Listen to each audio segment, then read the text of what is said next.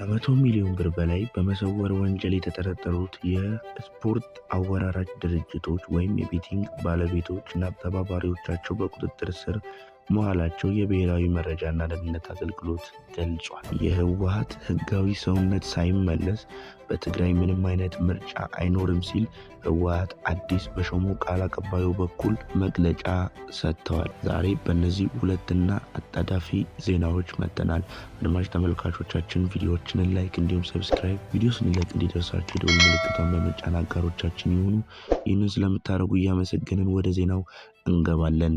በዛሬው ዕለት የአንድ ሰው ህይወት በማርበርግ ቫይረስ አልፏል። በአጠቃላይ በቫይረሱ ተገኝቶባቸው ህይወታቸው ያለፉ ሰዎች 8 ቁጥር ደርሷል። 44 የላቦራቶሪ ምርመራ ተደርጓል። ቫይረሱ የተገኘበት ሰው እንደሌለ በዛሬው ዕለት ተገልጿል። ቀጥሎ ወደ ዜናችን እንገባለን። ከ100 ቢሊዮን ብር በላይ በመሰወር ወንጀል የተጠረጠሩት የስፖርት አወራራጅ ወይም የቤቲንግ ድርጅቶች ባለቤቶችና ተባባሪዎቻቸው በቁጥጥር ስር መዋላቸው የብሔራዊ መረጃና ደህንነት አገልግሎት ገልጿል። ምክር ቤቱ በቤቲንግ የስፖርት አወራራጅ ድርጅቶች ፊንቴክ ወይም አግሪጌተር በሚባሉ የገንዘብ ክፍያ ስርዓት አቅራቢ ተባባሪ ተቋማት ዙሪያ ጥናትና ክትትል ሲከናወን መቆየቱን አመልክቷል። በዚህም ፍቃድ ያላቸውና ከሚመለከታቸው የመንግስት አካላት ጋር በገቡት ውል መሰረት የማይሰሩ በህገወጥ ድርጊት የተሰማሩ በመገኘታቸው ፍቃዳቸው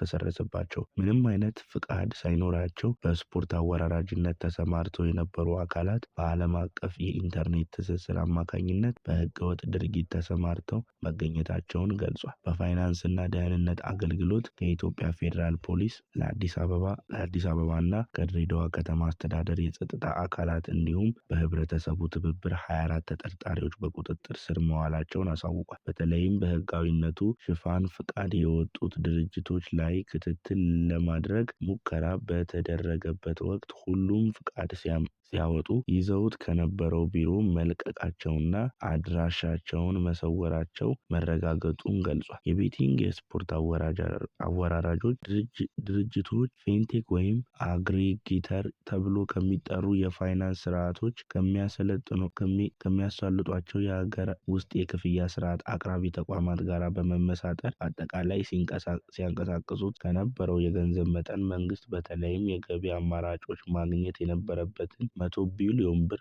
በላይ መሰወራቸው እንደተደረሰበት አመልክቷል። የቤቲንግ ስፖርት አወራራጅ ድርጅቶች በተለያዩ የገንዘብ ክፍያ ስርዓቶች አማካኝነት የሚሰበሰቡበትና የሚዘዋወሩትን የገንዘብ መጠን ያማከለ ግብር አለመክፈላቸው እንደተደረሰበት ጠቁመዋል። እንዲሁም በክሪፕቶ ከረንሲና በተለያዩ ዓለም አቀፍ የኋላ ገንዘብ ማስተላለፊያ አማራጮች አማካኝነት የሚገኙትን ገቢ በውጭ ምንዛሬ በመቀየር ሲሰውሩና ከሀገር እንዲወጡ ሲያደርጉ መቆየታቸውንም ገልጿል። ፊንቴክ ወይም አግሪጌተር የሚባሉት የሀገር ውስጥ የገንዘብ ክፍያ ስርዓት አቅራቢ ተቋማት ከብሔራዊ ባንክ ፍቃድ በመውሰድ የሚንቀሳቀሱ ቢሆኑም የደንበኛ ሚስጥር መጠበቅ የሚል ሙያ አሰራር እንደ ሽፋን ተጠቅመው የቤቲንግ የስፖርት አወራራጅ ድርጅቶችን የሚያንቀሳቅሱት የገንዘብ መጠን ከሚመለከታቸው የመንግስት አስፈጻሚ ተቋማት በመደበቅ ወይም አሳንሶ በማቅረብ